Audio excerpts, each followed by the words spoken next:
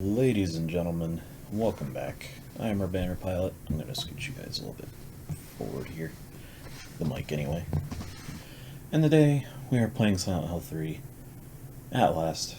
It's like 2 o'clock in the morning. I've been trying to get some things working with this, and I've just been having terrible luck. At least I've got the video going now. Hopefully, provided it didn't freeze. Okay, cool. It didn't.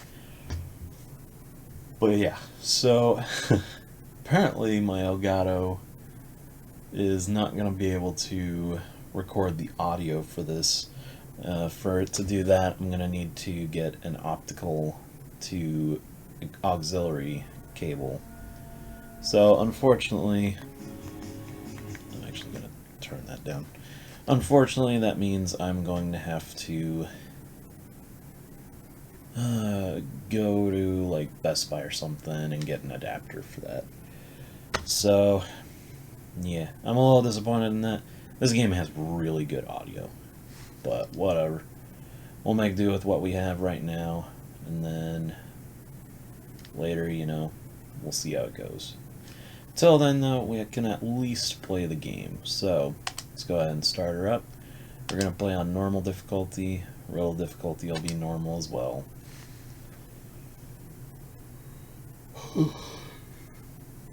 And we'll just jump right into it.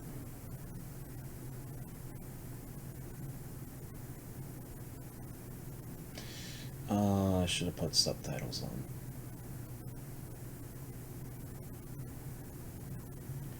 Oh well, there is not a whole lot of dialogue in this beginning portion. All you really need to know is this carnival is not very pretty looking. My goodness, the video on the computer looks a lot more saturated than what's on the TV. No. I think it's Elgato. I'm starting to learn a lot of limitations with Elgato, which is really sad too, because man, this is like peak tech for me. Oh yeah, that looks terrible. I think, yeah, that does look terrible. Well, we'll do what we can. At least up close, when the bloom isn't activated, it looks better.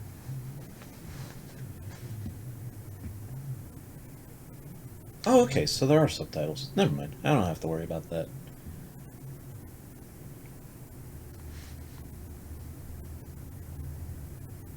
So this protagonist here is Heather Mason. We'll learn a little bit more about her, but if you guys remember my playthrough of Silent Hill 1, that last name should sound really familiar.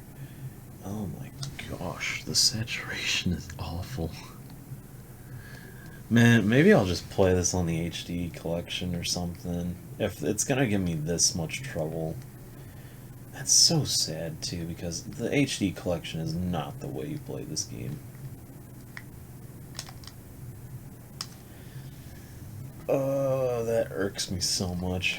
There's our first monster, by the way. I think that was a split head. That's another one. That's closer. We'll get closer to him later. But we're going to look around in here. Let's kind of show off some things. For instance, you can look at this little rabbit who has red stuff on his mouth. Looks like blood. Oh, I really should have showed off the Robbie costumes back there. I wonder if I can go back to those. Ah, get away. Right now, all we have is a knife. Now, really, you don't have to fight anything here. This is, just kind of the tutorial. But, you don't want to, die instantly. There's a lot to show off here. Yeah, here we go. So in the beginning area, there's well, those are homages to the first game, I think. Those look like the hanging bodies from the first game. Go over here, though. Oh my goodness. And you see this little rabbit doll here. It's not a costume. Or, wait a minute, does she say it's not a costume? Oh, it is a rabbit costume. Basically, she just comments on it and stuff. But this thing here is the mascot of this amusement park that we're in. It's Robbie the rabbit.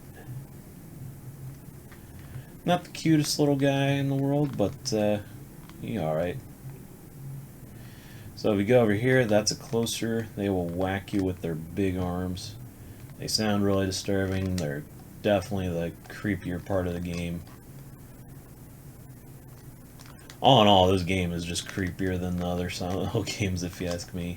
Which is why I like it so much. This game is like one of my favorites in the franchise. I need to... That's a pendulum monster. If the sound were working, you'd be able to hear how terrifying that is. It's not really terrifying, it's more annoying, but it does fill you with a sense of adrenaline. Because your instincts tell you to get away from that noise because it's so harsh and violent. Anyway, we're going to jump onto this train tracks. Again, I wish the audio were working good because then you guys could hear all the creepy sound effects and stuff walking around on this thing. Don't have her stumble over the edge like that too often, otherwise you will fall off. If I remember correctly. If you want the full experience, you go all the way to the end of it. Or you can just be like me and stumble all the dang time. I'm just gonna walk. But this right here is the end of it.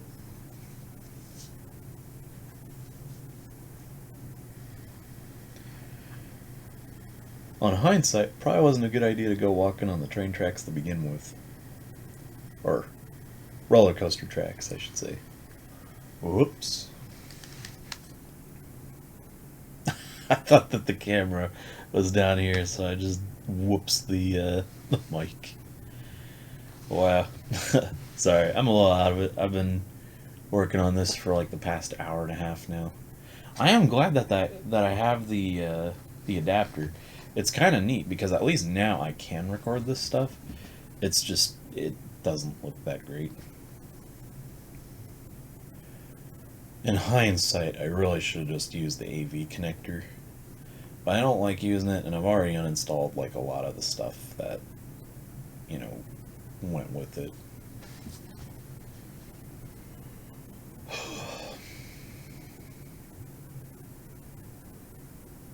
By the way, first video on the couch after the rearrangement, I'm actually in front of the window this time. Not that big of a deal, but you know.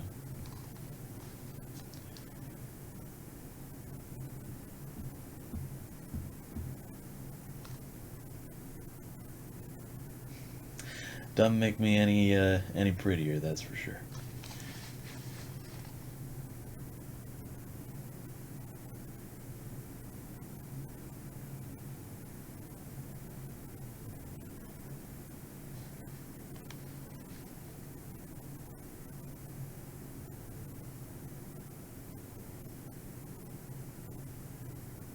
I don't even know why I'm being quiet during this. You guys can't hear any of it.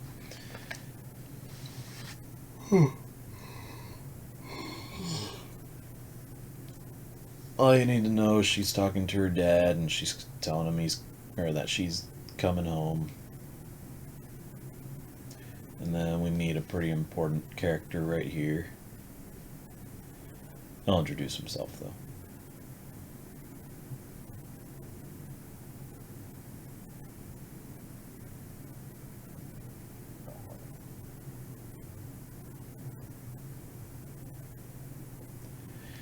Again, I don't know why I'm being quiet. It's not like you guys can hear anything. You guys are pretty much just reading.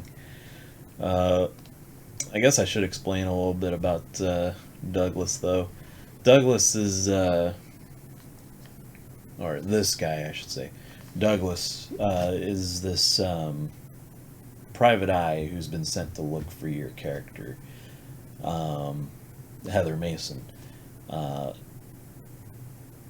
I think he alludes to it, or to the fact that the cult hired him on to look for her. It'll get explained as we go down the road, but yeah, just know that he's kind of just a pawn in their little scheme, because obviously, you know, from the first game, I gotta remember you guys are over there, not here. From the first game, the cult is not exactly the nicest group of people. By the way, save point.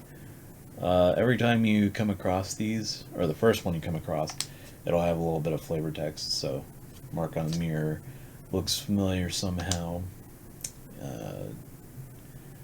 What do I know it from? Where did I once see it? It's a weird way of putting it. And why does my head hurt so much when I try to remember? Probably because this is actually the Matrix, and you're getting downloaded into the Matrix. Oh, I have no save data. Oh, no, I do. I've actually been playing this before. We will save here just in case.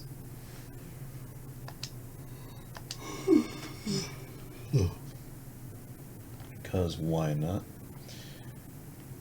Again, I wish I had the sound, because if you click on this door, you'll knock, and then somebody on the other side will knock, and then she'll be like, oh, I guess there's somebody in there, or something like that.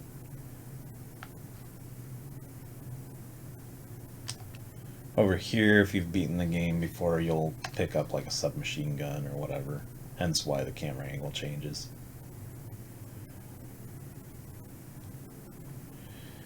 So, compared to Silent Hill 2, our running animation looks a little more natural. I do think she has a bit more of a girly run than James. Well, no, James... The problem with James is that he shook his hips a lot. I would like to know who parked that here too, because I sure as heck can't park that good. But yeah, Heather has a bit of a swaying animation or whatever. Not so much in the hips, but like just with her hands. But she does look a little more natural when she runs, I suppose. Fits her character more, I guess I should say. So back there, like coming through that door, you should have heard like a monster groaning or whatever in here. This is like your first bit into Silent Hill 3's Otherworld.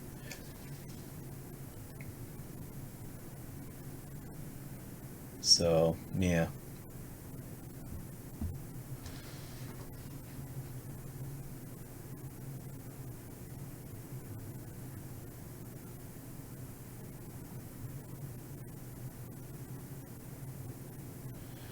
Random monster just eating up Clark there, no big deal. But yeah, so this monster is a closer. Name kind of makes sense. I mean, it does get pretty close to you. And ironic, because you definitely don't want that thing too close to you. Definitely the creepiest monster in the game, if you ask me. It's just something really unnatural about how its head withers around and stuff.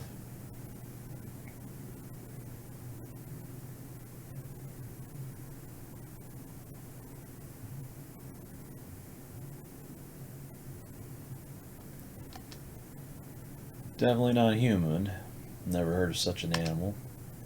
And no way is it a costume. It's a good thing too. Be freaked out if I just started shooting random costume wear. Then you'd be kind of for murder. Sounds crazy when you say it, but monster is the only word for it. I don't think I'm crazy. Maybe you are.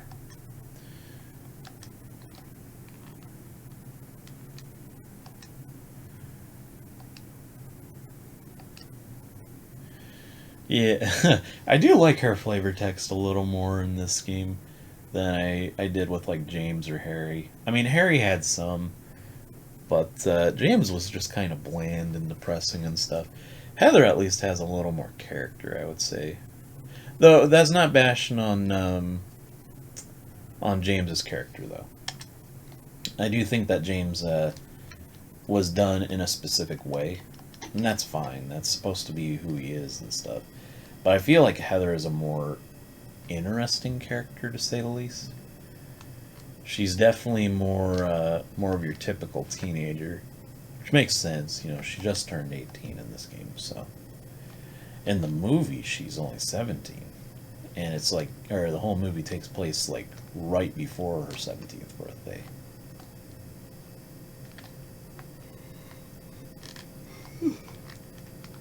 Though the movie is drastically different from the game.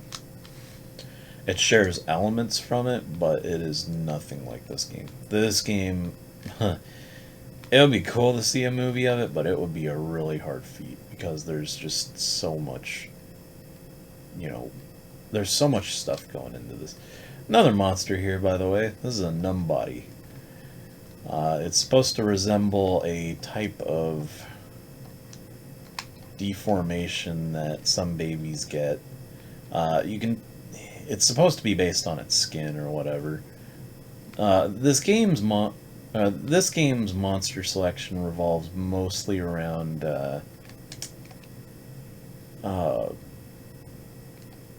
what's it called?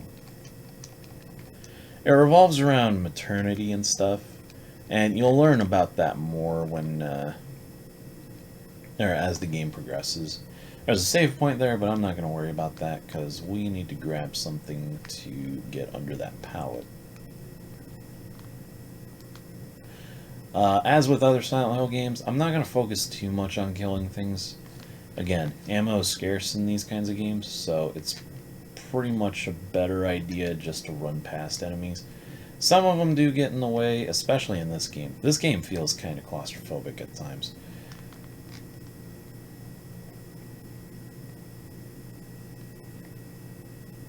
But with that, we're able to go into Helen's Bakery.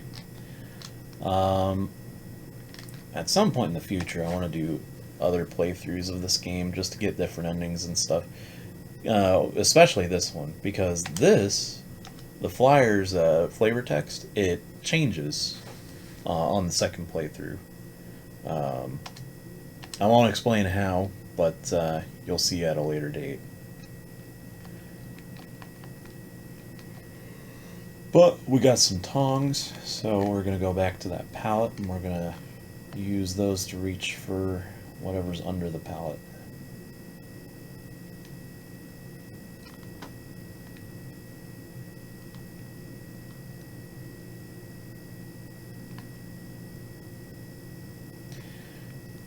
Pretty much the same kind of formula this time around.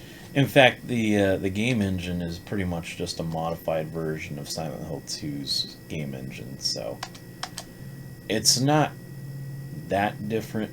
In fact, if you've played Silent Hill 2, this is pretty much the same type of control scheme and stuff. It's just a little more refined in terms of like the UI, and I think some of the things that you can do are a little different. In fact, I think you can do a lot more with like dodge elements or whatever. So like if a monster attacks you or whatever, you can kind of brush them off or whatever a little bit easier. I don't know why I shot that. I really shouldn't have. They're also like some of the weakest enemies in the game. These ones are like the normal size ones though, but later on you will come across really tall ones. Those ones can do a little more damage, but again, they're not that difficult. Anyway, right now we're inside of a mall setting. I need to get in there before he backhands me. But it's here where we come across our first puzzle.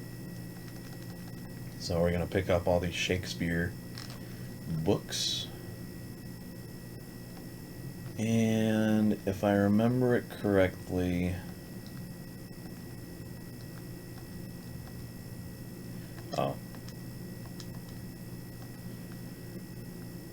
Basically what you do here is you line these books up and they're supposed to give you like a number code or whatever.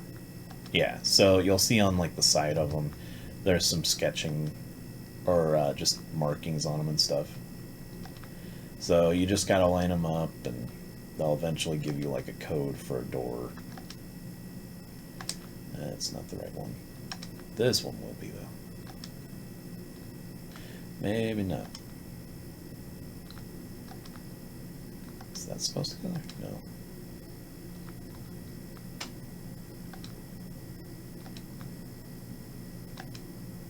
Yeah, here we go. So we got a 6 there. We're gonna put the 5th one here. In other difficulties, or at least in the hard one, it'll make you align these books in a specific way, and then you're supposed to do some math equation to figure out the answer to the door code. I'm definitely not the best at that.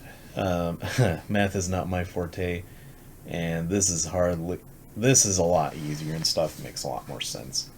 On easy mode, I don't even know how that one goes down. I've never actually tried easy mode, so for all I know, maybe it's just the number of the books and then, or each of the books lined up, and that's how you get your code. But I'm not entirely sure. All I know is the normal one is, not that difficult at all. So our code is 6784. And if you look at the stuff for these books, like you look at the information about the books when you're in the menu, you'll learn what each book is. They're actually like, Hamlet, Othello, and all these other Shakespeare books. So it's not just a gimmick. They are actually, actual Shakespeare books. Can't read them, obviously, but, I think it was 6782? No, it was not. Why did I do that? Should have been paying more attention. 6784.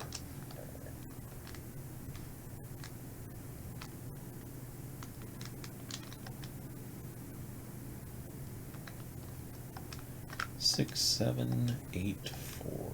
Ah, did it again.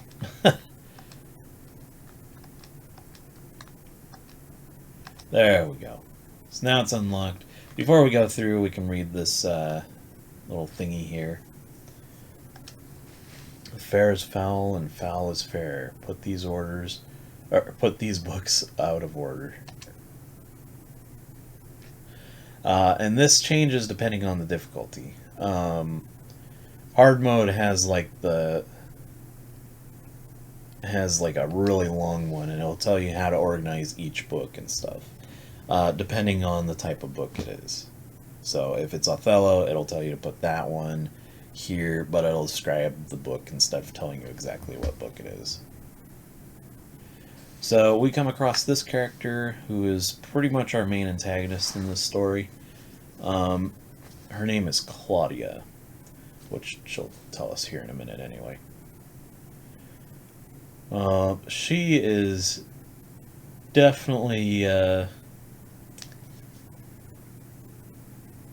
more of a bland character compared to like Dahlia from the first game. She's a good character, I'd say. I mean, in all honesty, I think like in terms of religious enemies and stuff, the best kind of enemies to have in like horror movies are enemies that think that what they're doing is correct, but in actuality, for everyone else, it's not correct. But they do what they do because they believe it is right. And in this case, I do think that she is definitely a good villain. She does a lot of things that Dahlia doesn't do in the original game.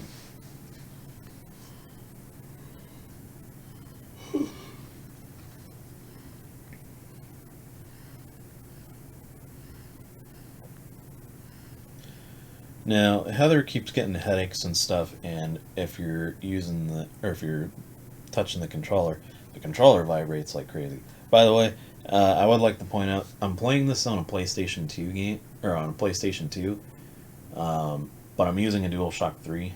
I actually have an adapter that lets me use DualShock 3 and DualShock 4 controllers with the PS2. So, believe me when I say, I am playing it on legit hardware. I will go into a little bit of detail on that, though, because this is kind of a special situation that I'm using this all with. But I am using it on a PS2. Just different controller. But anyway, if you're holding the controller, it vibrates at certain points in cutscenes. which is pretty normal, I would say, for most games. Anyway, we're kind of just sitting on the elevator. Don't really do much until this radio falls from the ceiling.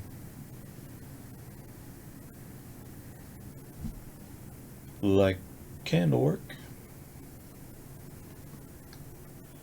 Go over here and pick it up. Notes that it's all just staticky and stuff, and it's probably broken, but she'll take it with her anyway. And here is one of the cooler scenes that just solidifies how creepy this game is compared to the others. I legitimately think this is one of the best this is the best Silent Hill game in the series.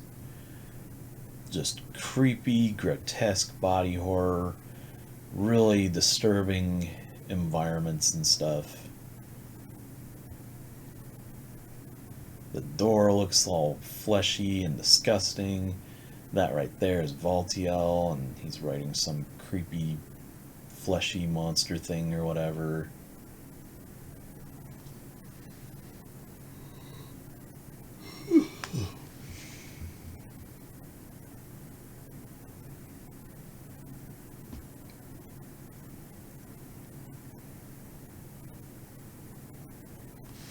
Yeah, just perfect environment for this type of game.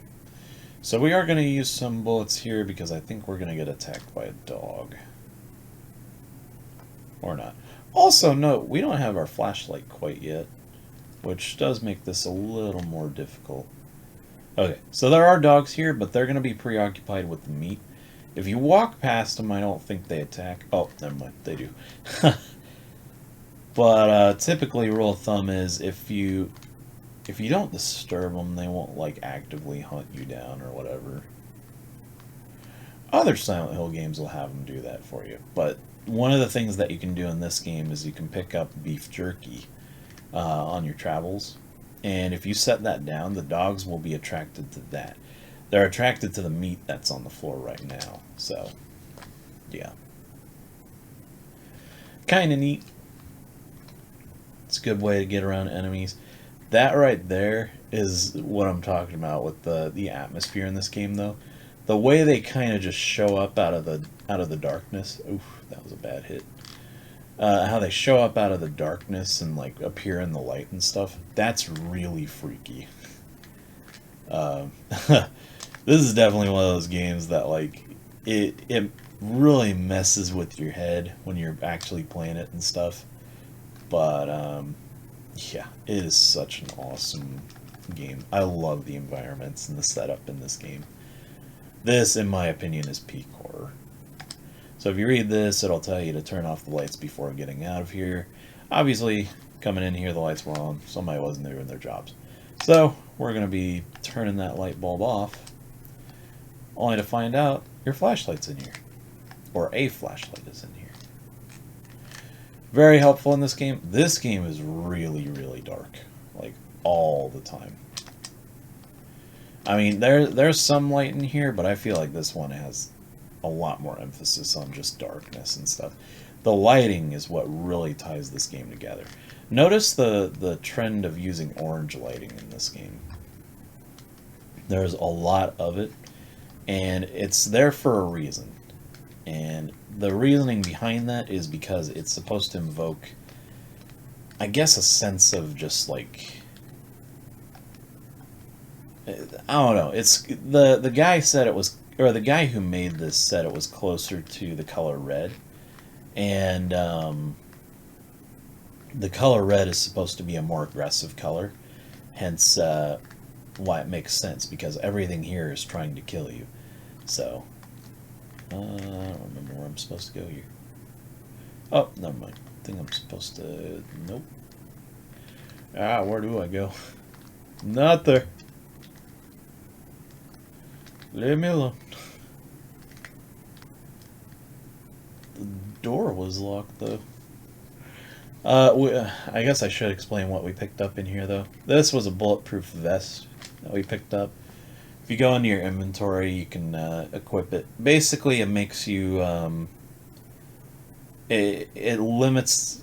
or it, like, reduces the amount of damage you take from enemy attacks, but You are slower when you wear it. Not by much, mind you, but you're slow enough, I would say. I never really use it because I feel like it's kind of just kind of a baby's toy type of thing.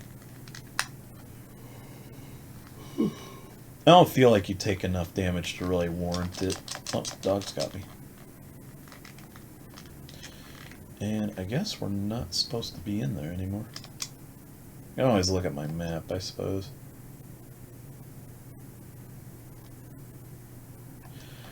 I guess we'll go to the bathroom. Oh, never mind. Ah, followed me in here.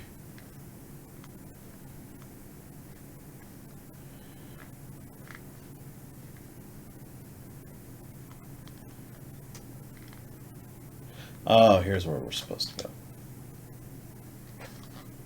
We also got a hanger in that room, which comes in handy here, as you use that hanger to pull the ladder down.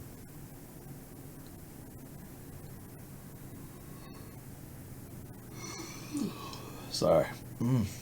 I guess I must still be tired. I actually slept like a lot today, but my eyes are like killing me today. I don't know, maybe I slept on them or something like that, or maybe I just hit myself in the eye last night or something. A little thing about how this setup is going, though, before I continue. Well, as I continue. So, I'm playing this on the PlayStation 2, but there's this cool little thing that I've kind of been wanting to do videos on and stuff. I'll get to that, too, here in a minute. By the way, if you look at this TV, you get a little glimpse of a familiar scene from the original game. That's Cheryl from the first game. It's kind of hard to tell, but you can see it slightly.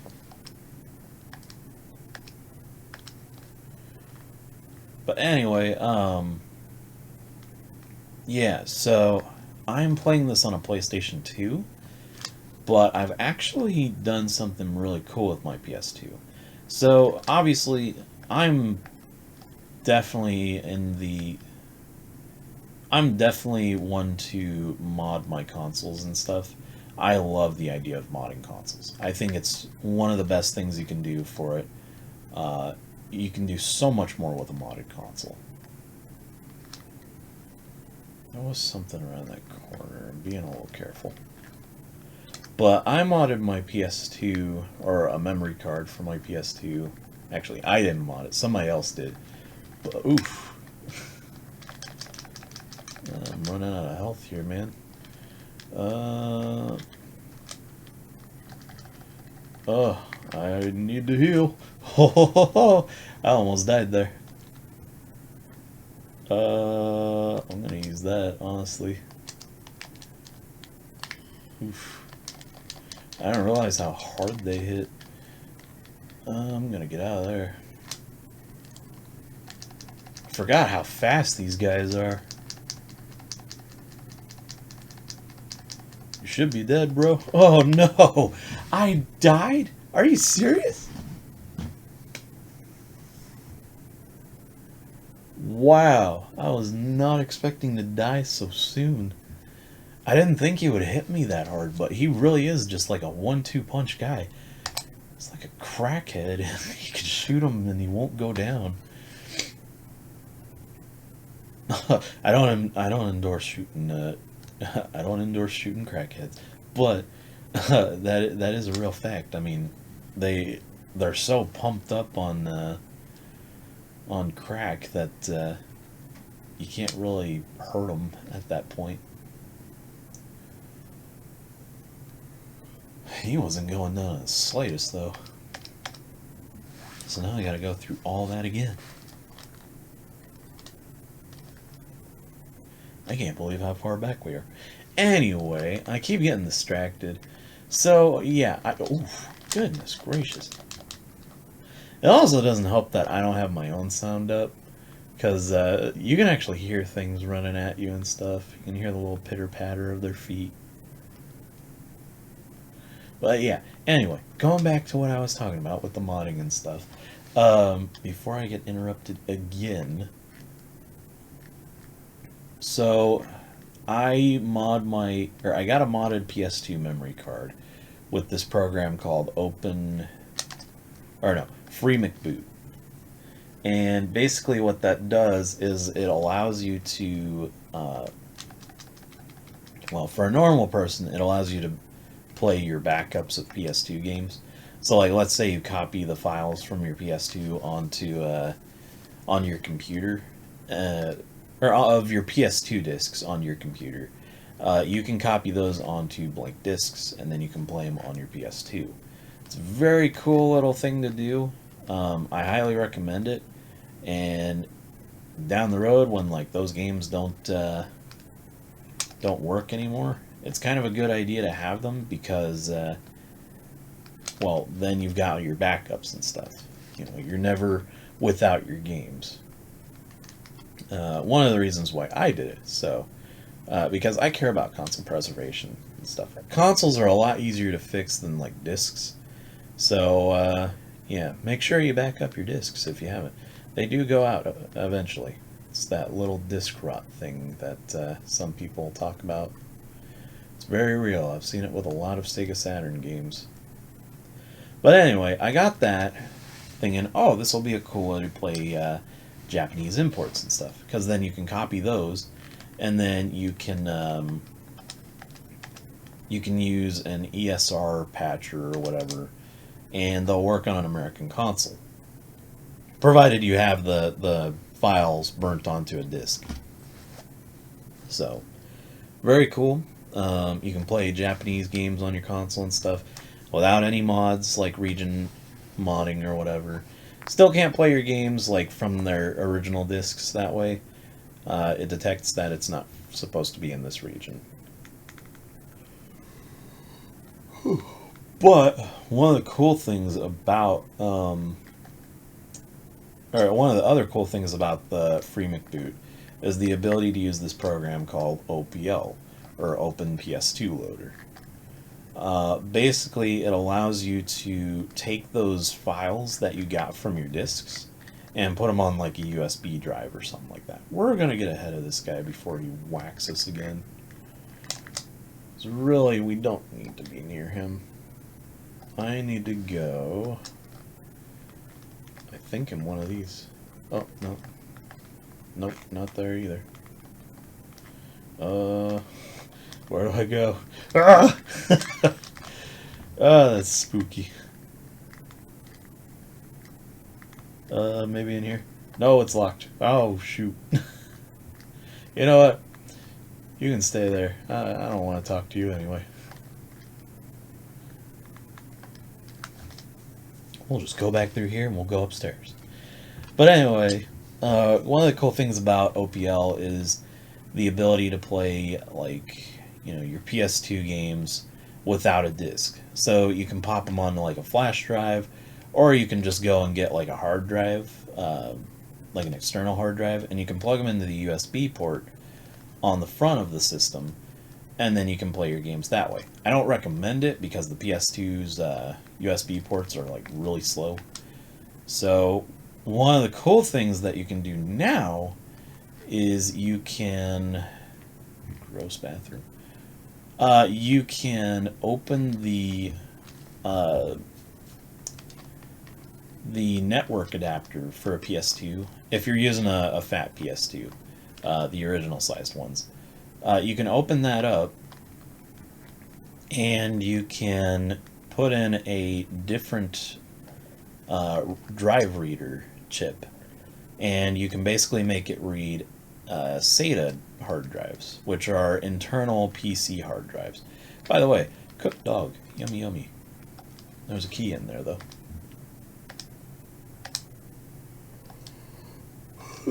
But you can replace that because the original network adapter uses IDE connection, so it'll run internal hard drives, but those hard drives only go up to like 500 gigs.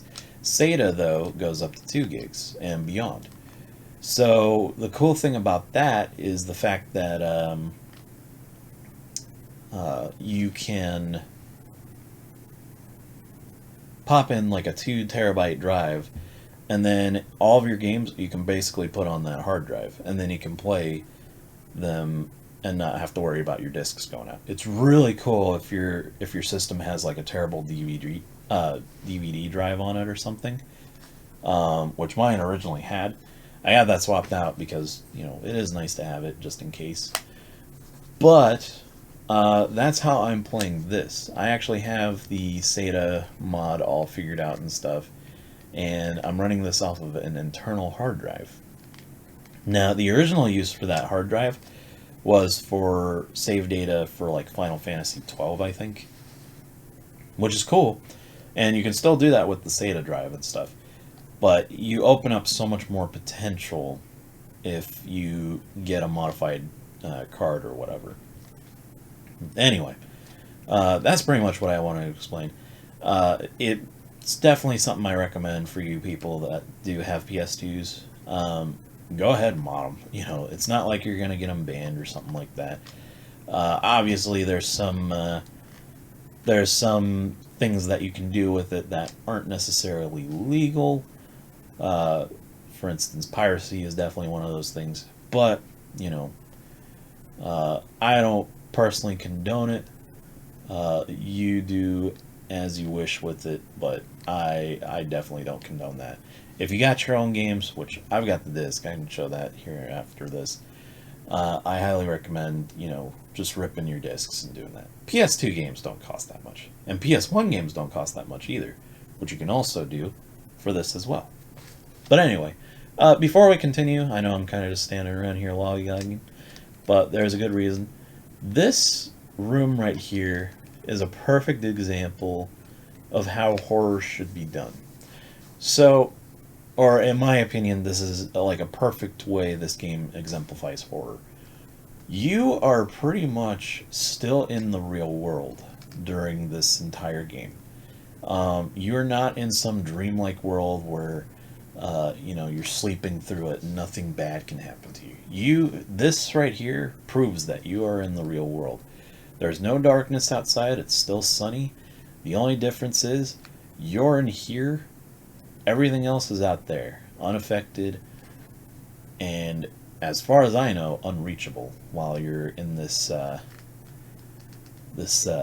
never-ending hellscape, I guess, is a good way to put it.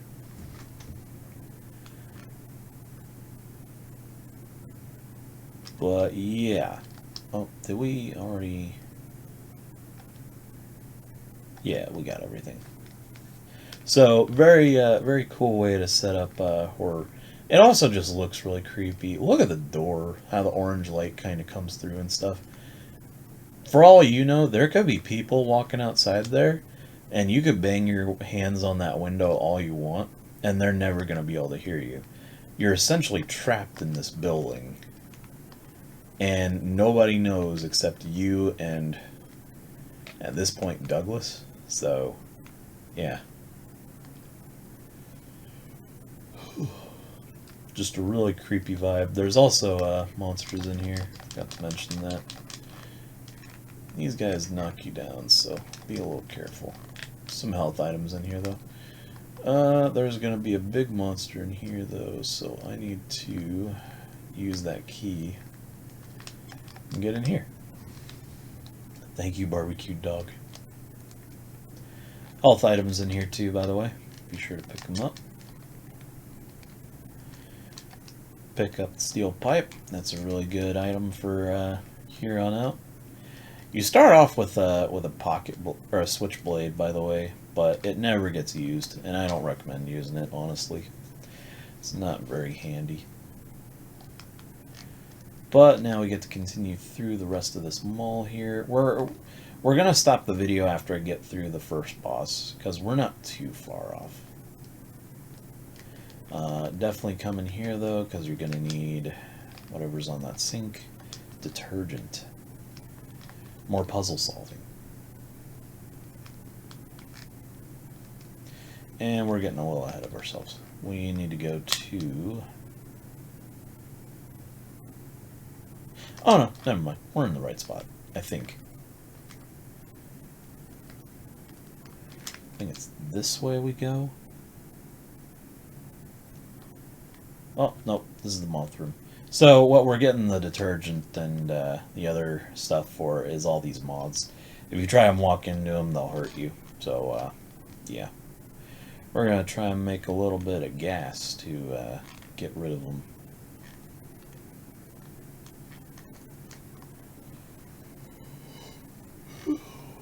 But yeah, that's one of the things that I really like about Silent Hill 3. It definitely gives you the sense that you're trapped in this place.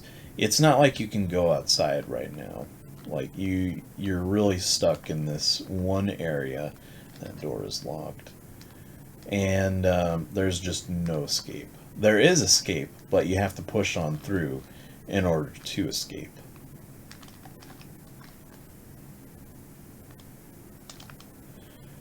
Just leaves you with that awful sense of dread. I'm supposed to go to a bathroom somewhere around here.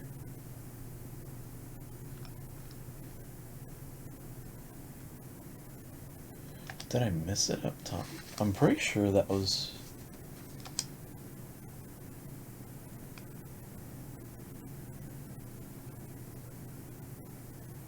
Huh. Or did I already... No, I didn't pick it up.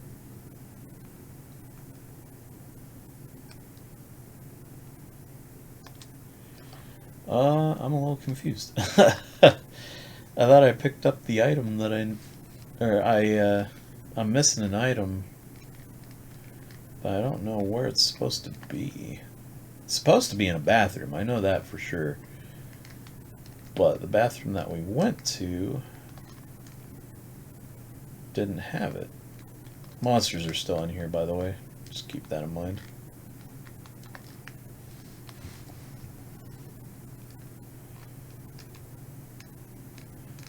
I'm assuming it's up here. But like I said, we've already been in this bathroom.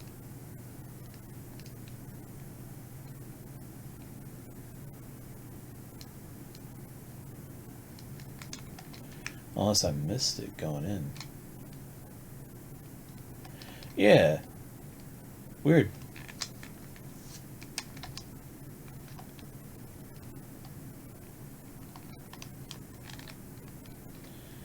That is not good.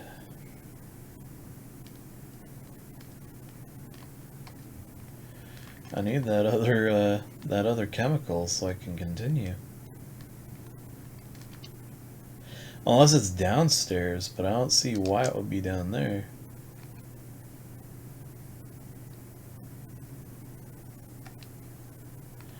Oh snap, maybe it is down there. Man, I don't want to go all the way down there. That's the dog hallway. Well, I guess I don't have much of a choice. You can jump down there if you want. I don't think it's very good for you, though. I think it might actually hurt you. So, I always take the stairs. Adds to the horror, too, because you never know what's going to be down there.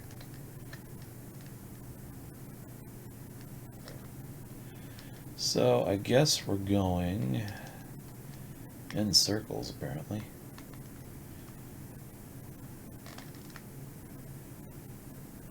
And then the bathrooms are supposed to be straight up ahead, so if you just keep running forward, these dogs should leave me alone for the most part. Nope, not that one. Nope, not that one. No, no, no, no.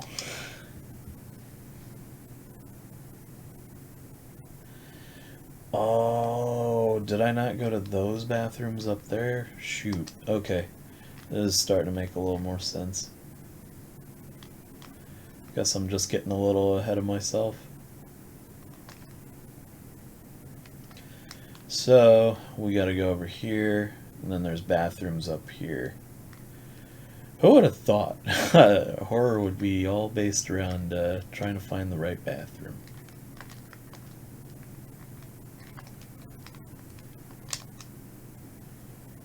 Yeah, it's always the ladies' bathroom in this one.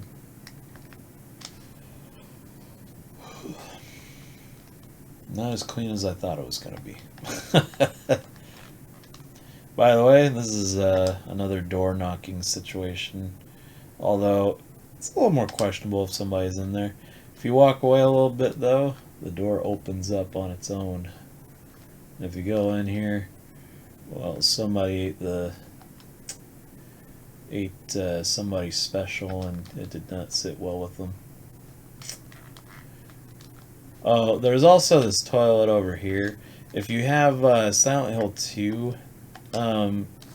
save data on your PS2, you can actually interact with this. Really, I should have downloaded like a Silent Hill 2 save file just to show that off. But I'll do that on my next playthrough. For all I know, I'll probably have Silent Hill 2 for PS2 at that point. It would seem kind of redundant at this point. Wow, did you see how fast that guy walked? That's scary in its own right. I'm not even going the right way. But, yeah, so Silent Hill 2 data kind of plays off, or is played off on this this game, and it adds a funny little cutscene there. I won't go into detail though, because you guys will see it eventually. But definitely something to look forward to in the future playthroughs. Definitely not like afraid to go back to old games and replay them and stuff. Look at yesterday's video. I did Slender, or I guess for you guys the day before yesterday's video. I did Slender, the 8 pages again, and while I didn't get any farther than I did the first time, you know, it was an enjoyable experience, and it was a little different every time, so... I went the wrong way again, dang it.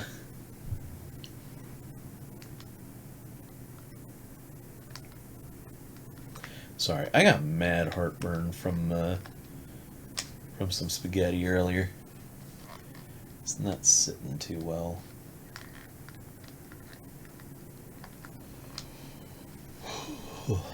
Alright, so we go back in here. And we go finish up the job. Should check and see what time we're at, though. Okay, we're about an hour in.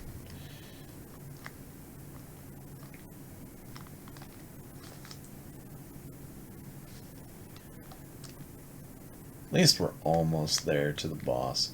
Once you get to the boss, that's, you know, it's a pretty quick fight. It seems it's a tedious one, but it's not terrible. Before you go in there, go ahead and turn off the switch, because we're about to make some bug poison with bleach and detergent. Seems a bit excessive, but it works.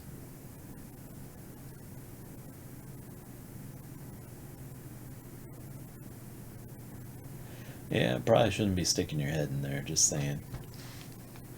Anyway, turn on the fan. Then you can go back in here, and all the moths are dead. Very cool little puzzle. Definitely one of my favorites. But with that, we keep running down here. There shouldn't be anything too crazy in here. Yeah. You can pick up some beef jerky in here. You can't eat it, but you can set it down for the dogs and they'll eat it.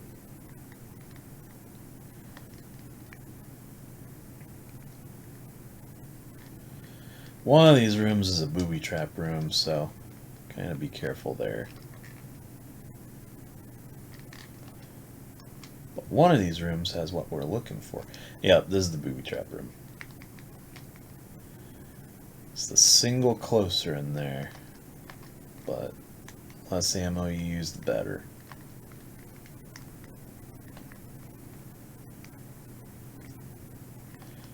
Nope, that's not it either. And that's a hole in the floor.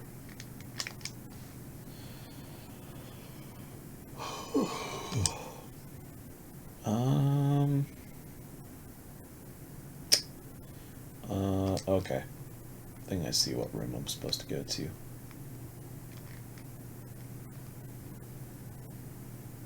I think it's supposed to be this one. Nope, I've been to every single door. I don't know what I'm missing.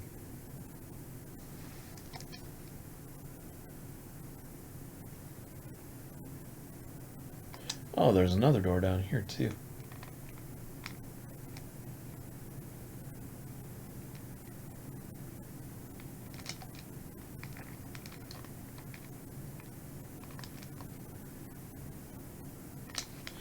Oh, did I pick up something in there? No, I didn't. What the heck? There's no way there's nothing down here. That's dumb if that's the case. There's supposed to be progression. The only two rooms that are down here... Yeah, there's like nowhere else for me to go here.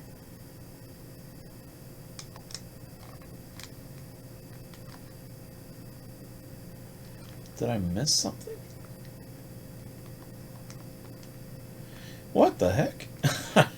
There's supposed to be like a nutcracker or something in here. That's dumb if there's nothing down here, though. Because our whole reason for going through all this is to crack a nut. I mean, we can kill this guy, I suppose. Oh, we need it. I'm not getting killed by you again, man.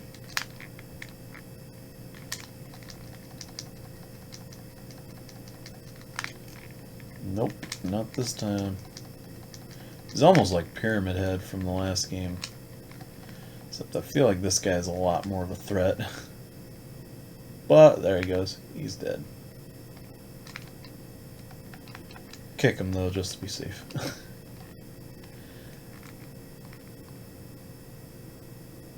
Oh, okay. So, never mind. I was wrong. That isn't a booby trap place. That's just the way you gotta go. I always assumed that was just a room where they throw a monster in for you. There's a lot of pendulum monsters in here, so be careful. And there's also dogs. Oh, don't rest now. Get in there. Kept hitting X and it wasn't doing anything. Well, at least this time around we've still got more health kits, though. Got a bit of a torture room in here. You got a nutcracker that's covered, well, covered in rust. It looks like blood otherwise, though. That's the case. That's, I don't want to think of the implications of that. If I'm being really honest. But inside of the nut, you get a little gemstone. So we're going to use that gemstone, and we're going to go right back from whence we came. And we're going to use that to get to the final boss. Oh, those are some pendulum monsters. Might as well look at them a little bit. They're just swinging blades. Kind of a neat idea. Very annoying, though, so glad that I don't have the sound up for these guys. Or, this isn't the only place that you're going to see them, though. Like, monsters kind of just show up all over the place. Am I going the right way? I went in a circle. Whoops.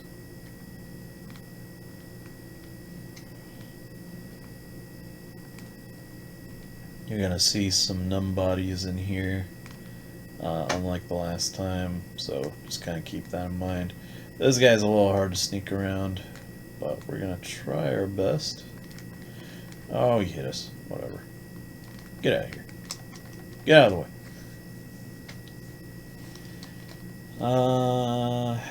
And then just go through here. I think all the monsters that were in here disappear. Oh, never mind. I think that only happens in easy mode. But we go back up the stairs and we go to that door. There's one ominous looking door at the end of this hallway here.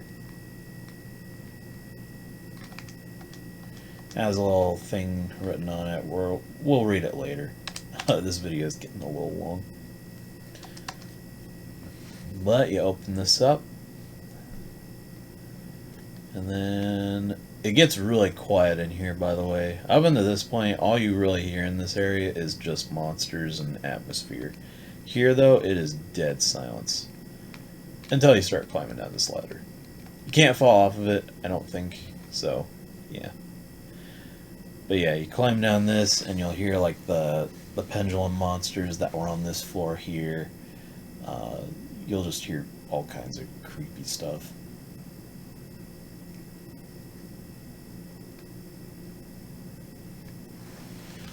But it is here we come across our first boss.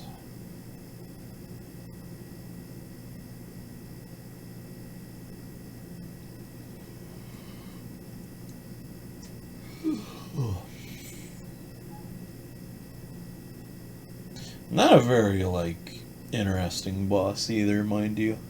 This one's kind of generic, but it's still, like, a good way to ease yourself into the series, I suppose. But yeah, something just ate up the ladder we were on. And the controller's vibrating a lot.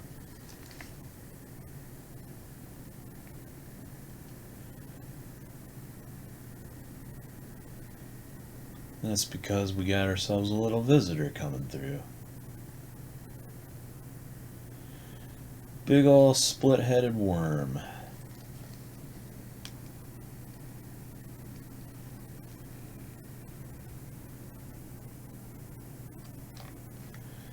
Almost wish it was called the Alaskan bullworm from SpongeBob.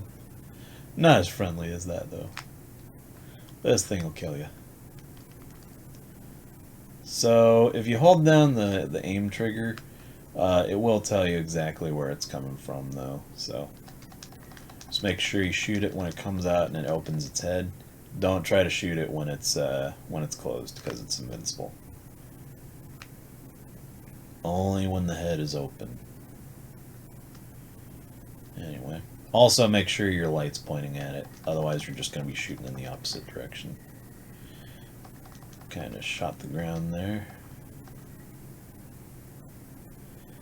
And if he hits you or he bumps you or something like that, or you just don't attack him, he will slither out and he'll crawl around and kind of run you over and stuff. I don't think it does too much damage, but it's definitely something. And with that, he is dead.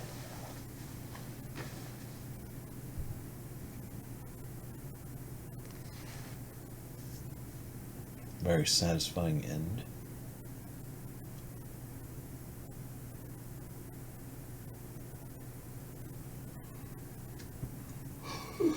And everything goes back to normal.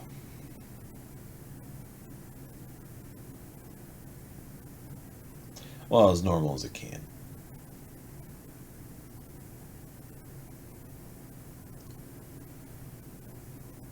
Back for the time being, anyway. Anyway, everything's all back to normal. It's about as creepy as a mall after close can be. Which in a way is kind of creepy on its own. I mean, there's nobody there, it's unnaturally silent. All you can really hear is yourself. If you go over here, you can sneak back into the Happy Burger, and this is where we're gonna call it quits for the night. I think there's a save icon there. We're gonna pick up some of the items, but yeah. That was part 1 of Silent Hill 3, and as far as I'm aware, it's like the first fourth of the game done. This game is not very long for a Silent Hill game. The first one's kind of fast too. Second one, it feels like it goes on forever. This one, though, no. This I would definitely say is a shorter experience. Not a bad thing, though. I definitely think this is definitely one of the better experiences, I feel. Again, I think this game nails the atmosphere a lot more than Silent Hill 1. Well, no. Silent Hill 1 has like its own atmosphere. It's creepy, but I feel like it has a lot to do with the fact that it's on inferior hardware. compared to what you can pull off with horror on a PS2. PS1, you've got a lot more polygons and stuff. It's a lot harder to render faces and stuff to make it look more realistic. None of the faces are animated or whatever. Literally, you've just got like these really unnatural moving polygons and stuff on the screen. Here, everything looks like it can talk to you. It's very much more realistic looking than like what you'd find on a PS1.